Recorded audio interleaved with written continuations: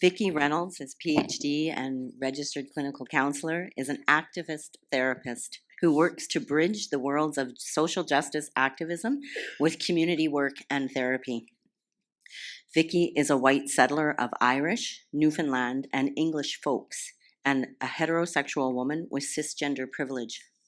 Her experience includes supervision and therapy with refugees and survivors of torture, sexualized violence, counselors, mental health and substance misuse counselors, housing and shelter workers, activists, and working alongside gender and sexually diverse communities.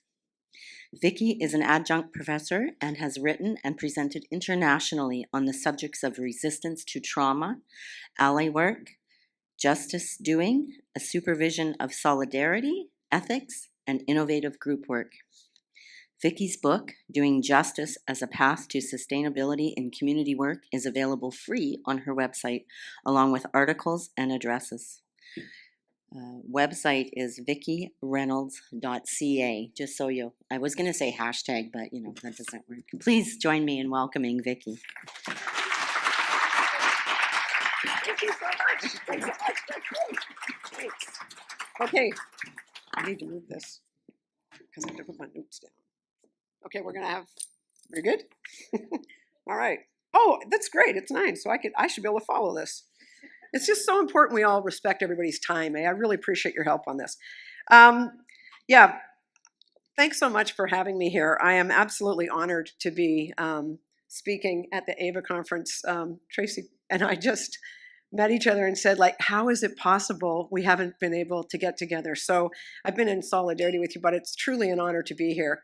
And I want to talk about justice doing with each other. We're in activism right now has fallen into some calling out culture that's really divisive and terrifying and is leading a lot of women leaving struggles we need each other in. So that's what I'm going to try to talk about in terms of justice doing with each other and leaning in and doing dignity and respect with each other. So of course, I want to acknowledge that we're on Indigenous territory. My work is always trying to be decolonizing. I wouldn't claim that I am decolonizing because I need to unsettle myself as a settler first, because I'm pretty white. I've been white my whole life, and I was 40 years old, 25 for sure, before I figured out I was living on somebody else's territory. Because I was like Jessica Yee would say, that's like institutional violence. I was lied to. I had a minor in Canadian history and didn't hear about residential schools till I was an adult. This is not an omission. This is violent. That's structural violence, right? So when I talk about acknowledging the territories of the Musqueam, Squamish, and Tsleil-Waututh folks, I also want to talk about what it actually means to say we're going to decolonize. It's not enough to acknowledge territory. If we're going to decolonize, and I'm talking for myself as a settler, there's settlers like me, there's white settlers, settlers of color, and Indigenous folks. We all have different accountabilities to these territories. But when we say that we're decolonizing, what it means is actually we're working for land return, and we're working for Indigenous governance. And we're working to being led by Indigenous people. So those are big things to claim. So when people say they're, coming from a decolonizing perspective, that's what we're working for. So, and 10 years ago, if you said that, a bunch of white people would get up and say, I didn't steal anybody's land, and walk out of the room. So we have had some tough conversations on this. Isn't that fantastic that you need to start with this more than acknowledgments? I'm honored for that. I want to honor Kathy Richardson, a Métis prof and ally woman of mine who helped me move this. This isn't from being a white girl. This is from being educated and led by Indigenous women.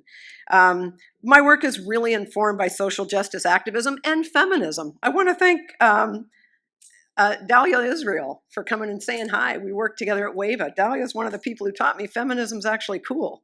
I didn't know that. I grew up in a time when feminism was pretty much not cool. Now it totally rocks. But that's because we're on the shoulders of so many women and good allies who are men and non-binary people and trans folks who have pushed this agenda forward. You don't get anything given to you, right? You fight for everything you've got, and you get to keep everything you continue to fight for. So I want to acknowledge all the feminists whose shoulders I've been on, even when I didn't know that's what was holding me up was feminism. So I think feminism is pretty cool. Yeah.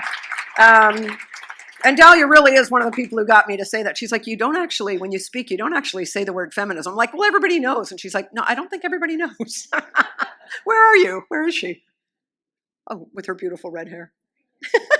Yay. Yeah, thanks. So I really want to acknowledge Dahlia is one of my teachers in my time at WAVA as being a real call to feminism for me and giving me a language back that, you know, got lost in the mess of other thinking. My work is very much an imperfection project, and I don't say that to mean that you should let me get away with all kinds of shit, like saying shit. That's just being working class, and I'm not going to apologize for that. But I do want to be accountable for the things that I say, but we can't get it right, and if we wait till we get it right, we will be silent. So what we've got to figure out is how to be messy with each other. But that means we need to figure out relationships of respect and dignity and accountability and repair. And that's what I'm hoping I'm going to talk about here. So who's going to do the hard things? Well, we will, and we always have, right?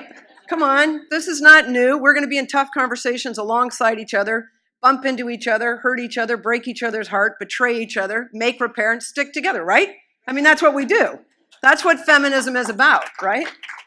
It's about a just society for everyone. And that's going to be a lot of messy work, right? I would invite you to think about these questions, you know? How can I invite compassion for myself and for others in the hard work of this day? Not just this keynote that's going to, I hope, provoke us, but also all of the work that we're doing together. What will it take for me to be open to our work today? Because this is vulnerability and it's what's required. That kind of discomfort is necessary. And how do I invite moral courage today? It takes moral courage to actually do Feminism 101, which is speak truth to power, right? That requires moral courage. And how will I keep the women that we serve at the center of our work? We are trying to help women. Anything we're doing that isn't centered on women, we need to drop it. Sometimes we get caught up in petty stuff with each other. And my question is always, how does this serve women? And if it doesn't serve women, let's drop it, okay? I think we're responding to a lot of darkness right now, mean and hate-filled politics. I think that's the kind of language we need to use. Very simple, clear language, right? And when I say that, what I'm talking about is the fact that we are absolutely in a rape culture. You know, misogyny is the hatred of women. And that's what our young men are being brought up in. And then we're holding them personally accountable in front of courts of law for particular acts. Yeah, we should hold them accountable, but they're not accountable for the fact that they're brought up in a misogynist place, you know, under patriarchy, which is the rule of men, and where we have femicide. A woman is murdered every week in this country, most often by her partner. And the most dangerous day of her life is the day she tells him it's done, right? Why don't women leave? Because men kill us. It's not because we're stupid. It's because we're smart, right? And it's an act of resistance. And it's not falling into poverty, and it's keeping your kids with you. Shit, man, there's a lot of reasons we stay. We can't tell you what they are because we're revealing our resistance. So we'll keep saying, I don't know, I'm just not ready. I need you to help me, you know. So, but I think the nail in the coffin of a rape culture was the Kamesha case. It wouldn't have even gone to court if he was not a man of color, right? So the fact that he wasn't white was the reason he could even have gone to court. What happened in the Kamesha case? 4 women were put on trial for naming sexualized assault by a celebrity man. All of them were found guilty of being liars and scorned women. This woman was put on the ground, and on the back, what it says is, women declare Kamesha guilty. She was put on the ground. He didn't even get on the stand. He didn't have to answer one question. So when we look at that, and I would say the tens of millions of dollars that went into that trial, that's more money than this sector gets. That's injustice. That is structural. For me, that's political violence. That is structured state violence. It's like, don't give me that and then tell me, you know, that women need to think about what they're wearing and who they're with and shit. You know, like, don't even, all of us are just so righteously pissed about this, right? Women, men, allies, trans folks. Yeah. So look I'm really informed by bell hooks and her ideas that feminism is for everybody. This really sparked me. When I read this, I got on fire. The idea that patriarchy and dominance and control can be enacted by anybody. It's not our gender that makes what we do feminist. If what we're doing is about a just society for everybody and moving forward a project of feminism, which begins with speaking truth to power, then we're enacting feminism. But when we're doing domination and control, just because I'm a woman, that doesn't make that feminist. I'm enacting patriarchy. And trans folks and non-binary folks can be enacting any of it. It's not our gender that makes what we do feminist. It's whether or not we're actually upholding the principles of feminism that brought us together. And this idea that, feminism doesn't mean that all women are the same. And I think that's one of the reasons I didn't identify as a feminist when I was growing up, because I wasn't represented in that project. I remember the corporate media got to tell us what feminism was when I was growing up in the 70s. And I remember my ma, a very working class Newfoundland woman, a strong woman, walked by me and said, Vikki, this is not your issue. We're washing those women's clothes and we're cleaning their toilets. This isn't for you. And that what she was doing was bringing a brilliant intersectional analysis of class to feminism that was missing. And that's what didn't call me, right? But there's all these different locations of how it is that we are women. And feminism needs to speak to all of that. And it can, and it does. When I think about intersectionality and attending to all of the domains, all of the categories of identity that make up a multiplicity of women, I think about the solidarity that's required to do that. We were just welcomed in by the talking about critical disability theory and how women and feminists are being left out of the dialogue. And that's a fabulous call to action. And intersectionality is more than a checklist. So I thought that was a brilliant weaving, right? This is a picture I took at the Black Lives Matter rally in Vancouver. I think it was 2 years ago now. But what I loved about these amazing Black women is that they're the only ones who spoke were Black women. But the other people they invited up were First Nations women and men, and folks probably of all genders, to welcome to territory, so that we can be talking about the specificity of anti-Black racism and have women talking about that and acknowledge they're on territory. As activists say, we can walk and chew gum. We can actually do it. Women are kind of known to do a couple of things at once, right? This isn't a new idea. It's just that theorists in the academy got a lot of big words for it. But we would call it walking and chewing gum, I think.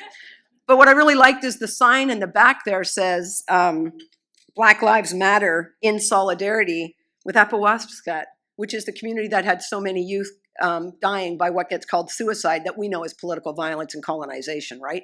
Those kids didn't kill themselves, right? They're killed by colonization, genocide, and ongoing violence, structural violence by the state of Canada, right?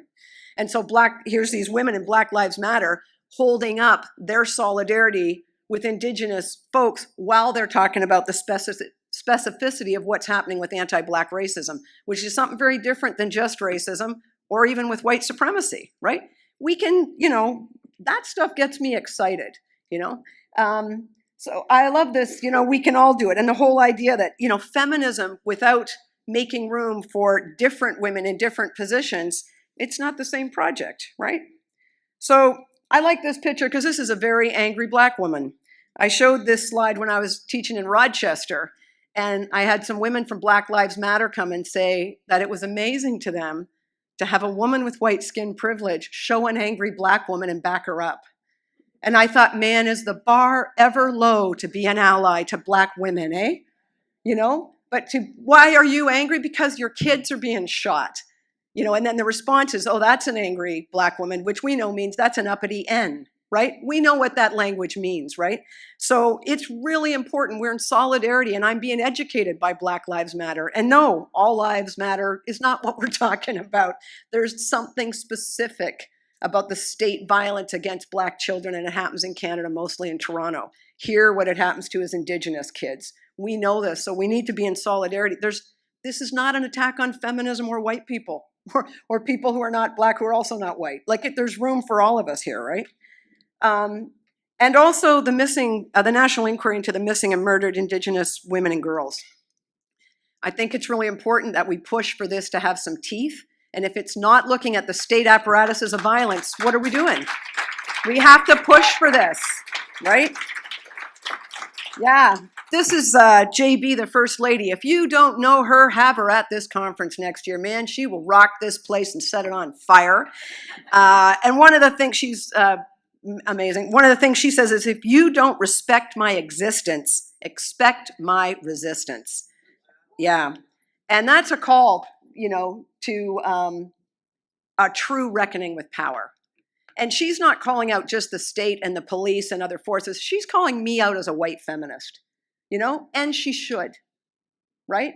And so I want to be accountable to that. A true reckoning with power is when we, as a movement and as a system, like network communities, when we bump into each other, what we need to do is have a true reckoning with power. We need to acknowledge there's bullying in our communities. There's people who are feminists who are using tactics of domination that's bullying, right? And it happens in our sector. Everything we're doing is not feminist, only the stuff that actually enacts our principles. And these kind of abuses of power, these are the things that re-traumatize women. And all of the women that we're trying to serve, they're not stupid. They're smart, they're intelligent, and they care about what we do, not what we say. They watch us shit on each other, drag each other down, and bully each other, and that's who we really are. They're not stupid enough to say, oh, how I treat you is who I am. Who I am is how I'm treating all women, right? And so we need to really think about the safety that needs to happen in our sector. You have to structure safety first before you can have a true reckoning with power. And that safety means consistency and predictability across time. So what we're up against is a calling out culture, right? Which has got strategic uses, but many limitations. There's a dude you may have heard of, Jason Kenney. I would shut him down. I have shut Jason Kenney down every time he comes to this city. I will show up with other people, supporting migrant people and people of color.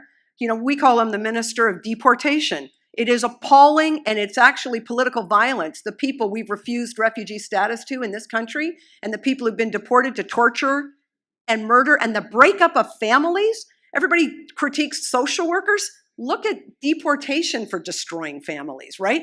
So, when he comes to town, I can't talk to him. We've tried dialogue. What we need to do is shut him down. That's a call out. There's not a lot of people I would call out like Jason Kenney. I don't want to call out anybody in this room. I don't want to treat you like you're in that level of not being able to talk to, right? So for me, what I need to think about is, if you're calling somebody out and that's the only thing you do is go on social media and take the shit out of people and devastate them, if your only tool's a hammer, then everything looks like a nail. And we are not nails. We are in solidarity with each other, and it's imperfect. But we owe each other a loyalty to do more than shut each other up and shut each other down, right? Yeah. And there's massive consequences for calling out attacks. These are attacks, right? Activists leave movements. I mean, how many women here and other gendered folks too, how many folks have seriously thought about leaving particular movements because it's just too damn dangerous in terms of the way critique is actually an attack? Because I have. Yeah, we need to think about replicating patriarchy and abuses of power and that kind of domination and control. There's, in an article, someone wrote saying, I started to fear my own comrades. This is a young activist saying that they wrote an article about calling out culture and said, this is Frances Lee, said, I started to be afraid of you. We don't need to be afraid of anybody in this room of any gender or any job. The people who are here in different capacities from the government and the police, I want to be in solidarity with you. We don't need these tactics with us. We need to lean in with us, right? And the other thing, that she spent an enormous amount of energy protecting my activist identity from attack. That's like me walking around saying, oh, Kathy Richardson's First Nations and she's good with me. It's like, what are you doing? You're using your allies to try to protect yourself from people who should be your other allies who might attack you. A Vietnamese disabled queer writer talked about calling in, and I think calling in is better than calling out. When we're talking about calling in, it's specifically about calling in people who we want to be in community with, people who we have reason to trust, or with whom we have a common ground. It's not a free-for-all for those with privilege to demand we put their hurt feelings first, regardless of the harm they cause. So we're going to call in the folks that we trust. But for me, calling in is a great response to calling out, but it's not what I'm talking about. I'm talking about something that's got a lot more work to it, and it's feminist-based because it's relational work. Feminism is about moving things forward through relationships, right? So when I talk about leaning in, I'm talking about looking for and connecting to the ethics of the other person, inviting a collective responsibility. It's a very different thing than calling out or calling in. So when we talk about leaning in, I am required to create a relationship of respect and dignity with you so that you know who I am and I know who you are. And then if we have a transgression, I remind you, look, I know you as an ethical person, and this thing you're doing does not sit in line with feminist values. What's going on and why are we doing this? That you can hear, right? Because it leans in and acknowledges we have a loyalty to each other. We're in this together and this isn't okay. You know, resisting calling out doesn't mean you smooth over and put up with all the shit people are doing. It means we do it in respectful ways that maintain relationships. Women, especially, this is the stuff we do in our families, is it not? Are we not the people who do the relational work of keeping everything all together despite all kinds of egregious like things that happened?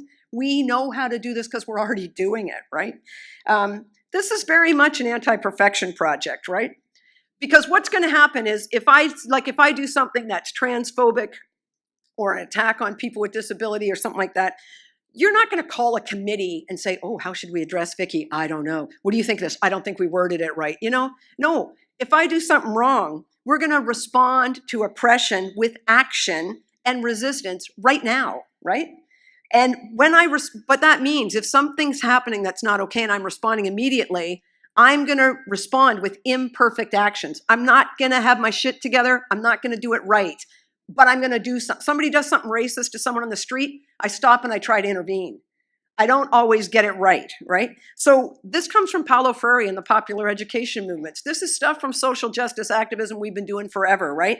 Action and reflection. We respond to oppression with action, and then we reflect and say, how could I have done that better? What could have been different?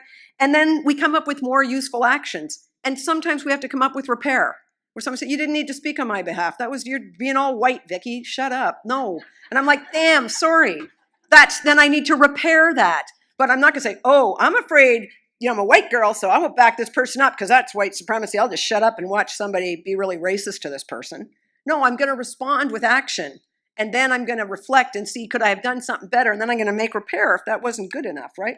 What we're looking for here is an anti-perfection project, okay? I'm pretty good with anti-perfection about most things. Because if we try to have perfection, we're gonna be totally paralyzed, right? So, oh, that didn't come out, eh? Oh, have I lost this? Oh, my goodness, people, I have to give you all this. Okay, all right, well, now I'm gonna give you something else. Collective accountability. As a white person in the face of racism, it's very seductive for me to say, oh my God, I'm not that white person. Warren Williams, QP president, one of my friends, really black, like you start to roll out your evidence that you're a good white person in the face of white racism. What's required, that is bullshit, right? What is required, and very seductive, easy, and it works, right? We do it because it works.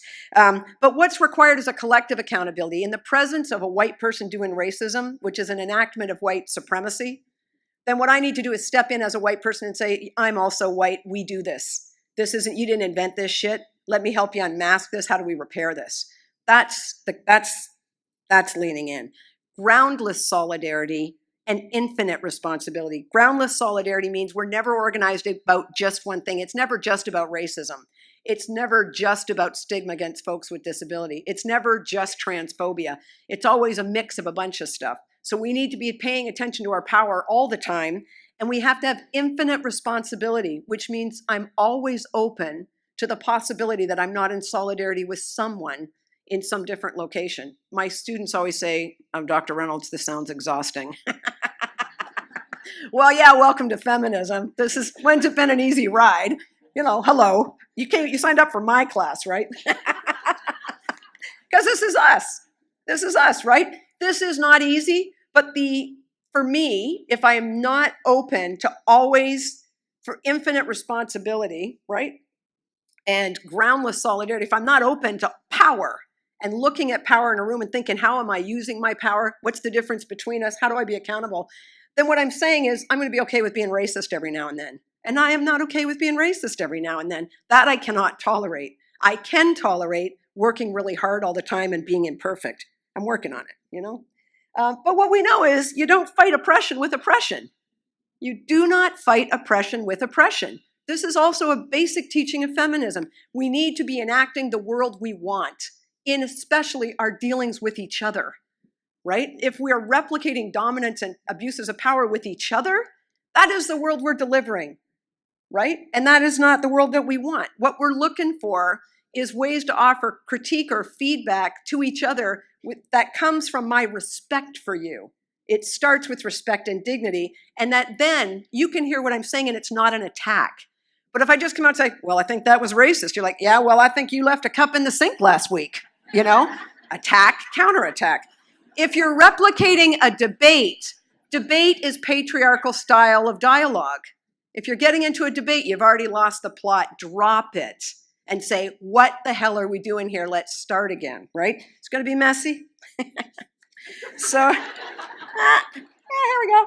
So what I'm about is fostering cultures of critique or cultures of accountability. You can't just start to call in and call people on stuff. We need to back up the truck, if I can use kind of a guy metaphor, because I don't even drive, but all my brothers kind of make trucks. If we back up the truck, you know, what is it we need to start with is creating intentional, accountable relationships. If I'm working alongside you, I need to figure out ways to create a respect-filled and dignified relationship with you. I don't care if you like each other, and I don't care if y'all have lunch together. What I care about is, do you respect each other? You know, we don't need to like each other. We need to respect each other. Because sometimes when we like each other, we're invited to actually smooth stuff over with each other. When we respect each other, you won't let me do racism without trying to stop me, right? That's how you show you respect me, right? Okay, I'm getting kind of excited here, sorry. Because I want to finish and I go a long time. Anyway, what I'm interested in is our collective ethics. My own personal ethics don't matter that much. We're really social beings. Feminism is about, you know, it's not about being a self-starter or self-dependent. It's about being interdependent, right? So what matters is our collective ethics, right? So what are the ethics that drew you to this work? There's no accident that no one's in this room by accident today. Everybody must be welcome, right? And what ways of being in the work do you value and hold close, maybe even hold sacred? And what ethics are required for your work, without which you wouldn't be able to work, right? So I need to know about the ethics that draw us together. And then I want to look at what we're doing with each other and say, are we walking our talk? Are we in line with our ethics, right? So in terms of creating relationships of respect and dignity, these are the questions I ask in the groups that I'm in. What do we need to understand in order to respect you, make space for you, and not transgress against you in our relationship? I don't want to find out, you know, that Dahlia's Jewish because someone says something anti-Semitic. That's transgression. We're not waiting for oppression to figure out what's in the room, right? What we want to do is invite people to share who they are with us so that we make space for them. That's how you structure safety, right? And build respect, not by figuring it out by transgression. And I also ask, what do you hold sacred, close to your heart? It would be useful, important for us to know. Like, I have trans family of choice. My grandkids are in a trans family. When people say something that's transphobic, I lose my ever-loving straight cisgendered girl mind, you know? And people should know that about me, right? Before, you don't want someone to transgress and then figure that out because, you know, you diss my grandchildren, we're probably not going to be able to repair, right? But you should know that, right? I think if we believe what we're doing is ethical, we can handle anything. The people in this room have amazing moral courage. We can have broken hearts and keep going back to work, can't we? But what we can't do is go to work if we think what we're doing is unethical. That will cause you spiritual pain. It's not, you know, I've been in front of too many women who've been raped, I'm going to have vicarious trauma. That is nonsense. What happens is Kamesha got off and we knew he did and they burned $10 million or more doing it. That's the shit that keeps me up in the middle of the night, right? So it's the stuff that's unethical that gets us. It's not the hardship of the work. Nah, don't diss my workers like that. That's not the problem. It's not about personal resiliency. It's about political violence, right? That's our problem. It's not inside our heads. It's in the social world where we haven't delivered justice. Absolutely. Yeah, and that kind of spiritual pain, that ethical pain I'm talking about is when we know what we've done is not in line with our ethics, right? And so, I want to help you not experience that spiritual pain. Stop me before I say something or as I'm enacting something that's power over, right? So what I'm looking for is, how do you invite this critique, though? It's not enough to, everybody in this room, if I were to ask you, like, who here is open to critique? All of us, who here feels that they're really solid about giving critique in the moment? So we all want it, but the harder work is to give it. And that's the gift we need to do for each other. Our solidarity requires we do the hard work of being able to do that. So the first thing you need to do, though, again, I'm going to back up the truck because I'm kind of a lifeguard. I really am. So I'm always about structuring safety. It's not safe to just offer critique. You got to back up. I've got to let you know that I'm open. So that's the other conversation you have to have with each other, right? How do you let people know that you are open to critique? And what practices assist you in receiving critique? How would you like to be given critique? And how do you offer critique? What are your intentions, behind offering critique in these kind of ways? Like, I let people know straight up, if there's something wrong with us, don't walk on eggshells about me. I have the moral courage to let you know. If you're doing something that's hurting women, I'm women-centered, and I respect you, I will let you know. So don't walk around trying to read my brain. I have a PhD. I've been to school for 27 years. And I can tell you now that I don't know how to read brains. I didn't expect to. But, we have this idea that I know what's going on for you. We do not know what's going on for the other person. We have to kind of lean in and check that out with people. We have to smooth over, we have to resist smoothing over discomfort. One of the things that we're given to do is, as soon as things get uncomfortable, we try to settle it down. Probably when things get uncomfortable, someone's got the moral courage to start to name there's abuse of power. That's extremely discomforting. So when we, sometimes we prioritize harmonious relationships with each other over just relationships. If we're women-centered, we're going to be willing to bump into each other. Diversity is not about having a couple of people in the room who don't look like me. Diversity is about having women who strongly disagree with me, come from different lives, and have the moral courage to tell me when I am wrong and challenge me to show how I am right. That is the power of diversity. It's for people to bring different ways of being, not to look different, right? But, right? Yeah. So we've got to resist smoothing over discomfort. We have to resist the politics of politeness, which I did by saying the word shit. And having tattoos and just letting you know I'm not going to apologize as a working class woman for speaking in ways that I haven't had all of me beaten out by university. But a lot of it, right? You leave your people when you go to school, right? It's not a good idea. But I went to school anyway because it was kind of strategic. Sometimes it works, But the other thing is there's a potential value in discord. That's something we undervalue in our sector. It's useful for us to struggle.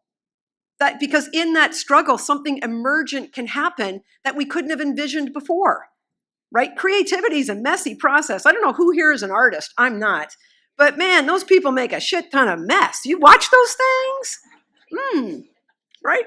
Yeah. So what I think about is we don't want to annihilate our differences. We don't want to smooth over our differences. We want to respect them, make space for them, honor them, because it's in the space in between that you light a fire, right? So, yeah, I'm getting all poetic on you. Oh, I think I went backwards. Did I? No, yeah, I did. Okay, sorry, peeps. All right, so look, what I'm talking about is the double comfort that Barbara Herron talks about. She's a radical social worker from Ontario. Radical meaning just taking on stuff at its root. She's taking on social work, which is a pretty big thing to take on. And she says we're going to have to get over this double comfort of naming our privilege and not doing anything to be accountable about it. For example, I can get up and start by saying, I want to honor Indigenous territory. I know I'm a white person, and then go on and be colonizing and, promote, like invisibilize Indigenous women and, that kind of, you know what I mean? So this double comfort is where I name my privilege and then I use my privilege all over everybody, but I feel so comforted.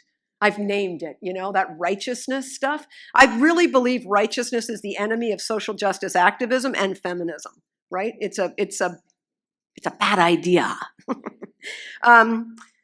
But then I really like the idea of Kamesha, who's a Japanese-Canadian social worker, and he talks about discomfort is predictable and possibly necessary in anti-oppression education activism work, right?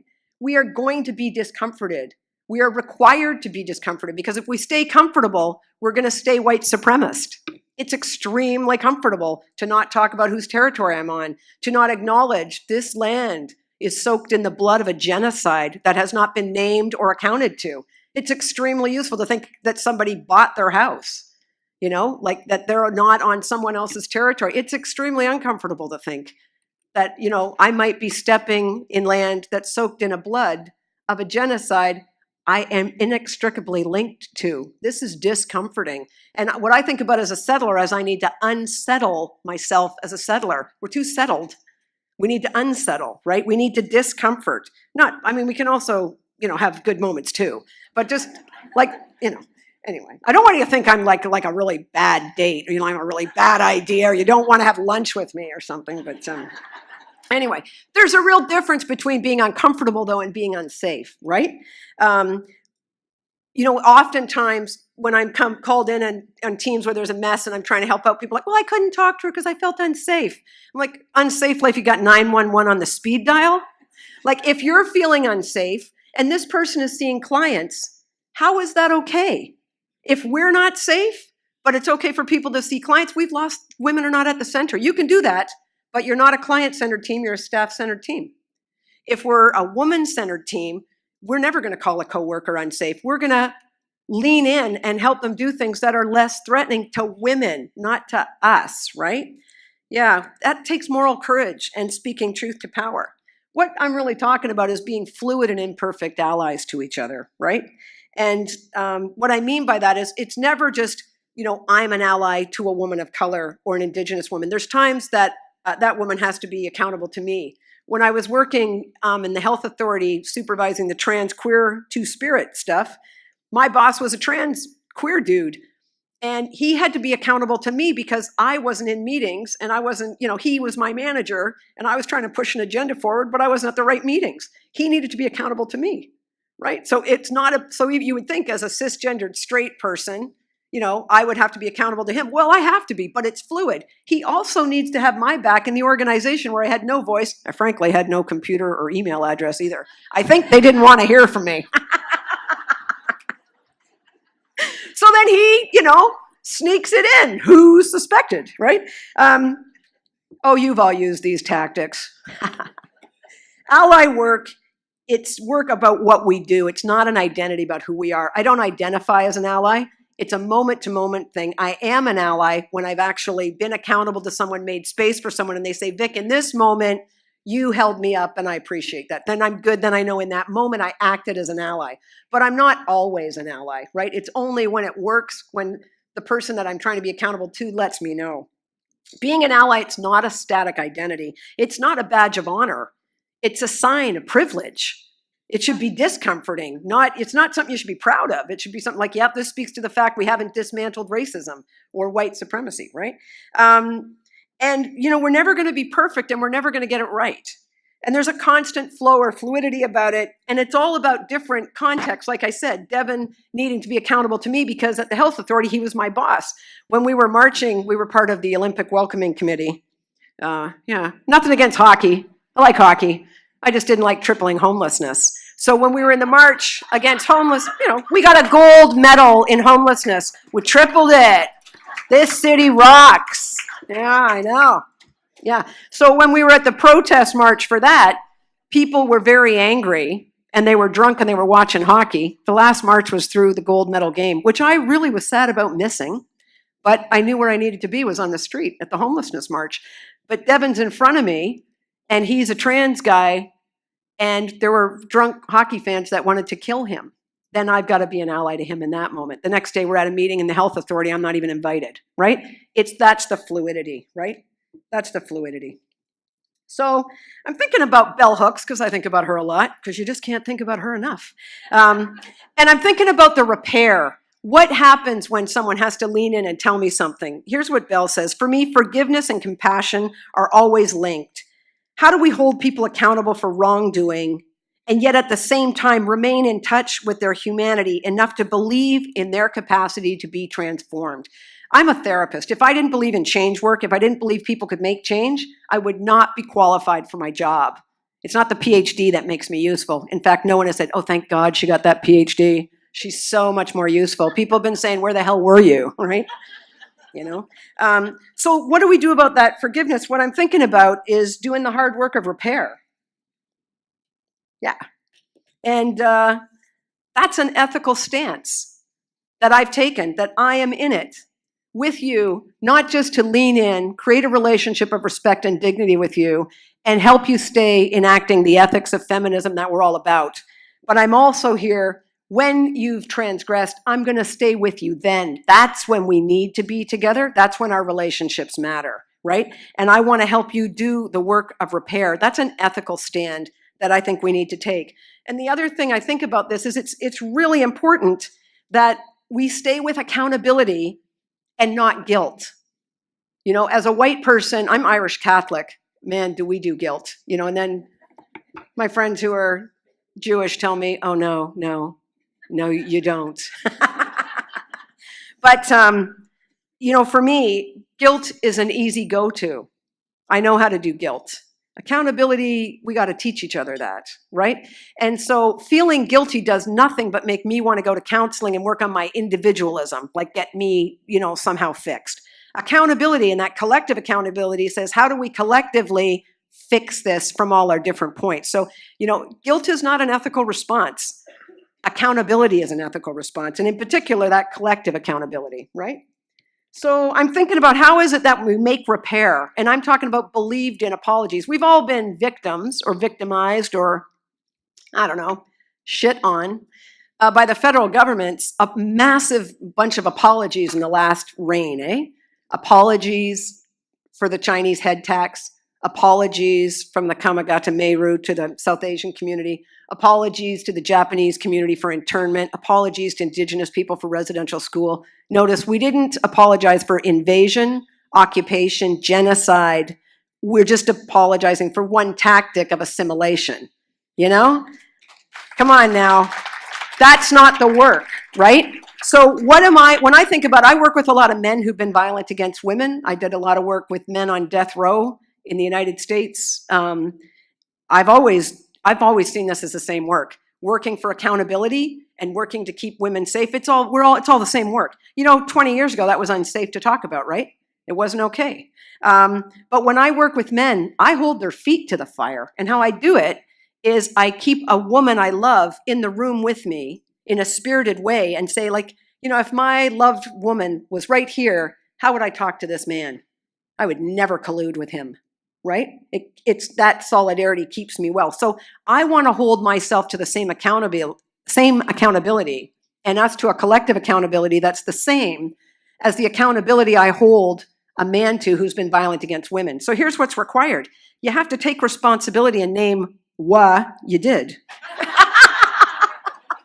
Okay, I didn't spell check this one good.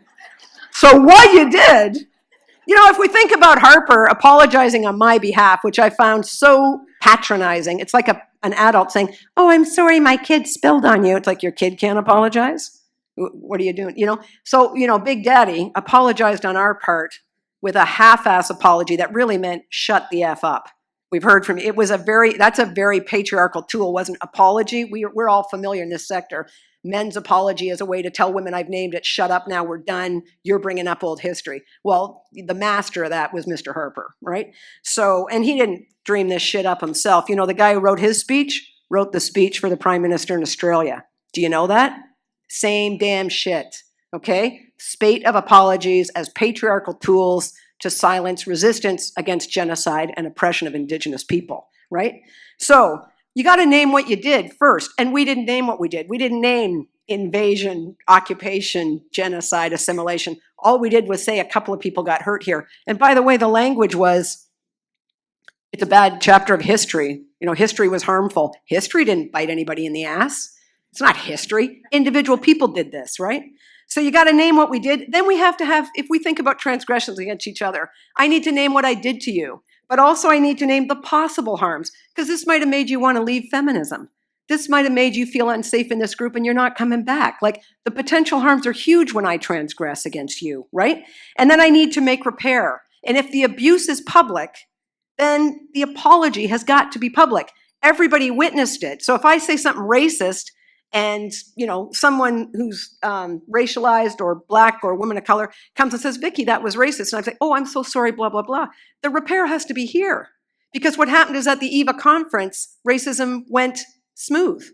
Like, we're on board with this, right? So if the affront is public, the repair has to be public. And the other thing is we're required, like, what's required and doable to make this right? You have to do all that work first, right?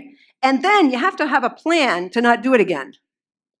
And then the hard thing is you actually have to not do it again. Right? So, you know, when we're talking about making repair, it's a lot of work, but that repair structures safety with us. When you do all that work to repair with me a transgression between us, I'm all in with you again, right? It makes our movement stronger, right? Resisting calling out. You know, calling in is one thing. Leaning in is another thing. I've written an article called Leaning In, if you want any of this stuff, and another article about centering ethics. All that's all this stuff too. But when we're talking about leaning in, we're talking about creating intentional relationships of respect and dignity so that we can be together, so that when we transgress, you know that I have respect and ethics for you as I invite you to collective accountability to make repair and make us richer. We'll be a better movement for it. And I just want to end with a quote from Janice Abbott, who's the executive director of ATIRA.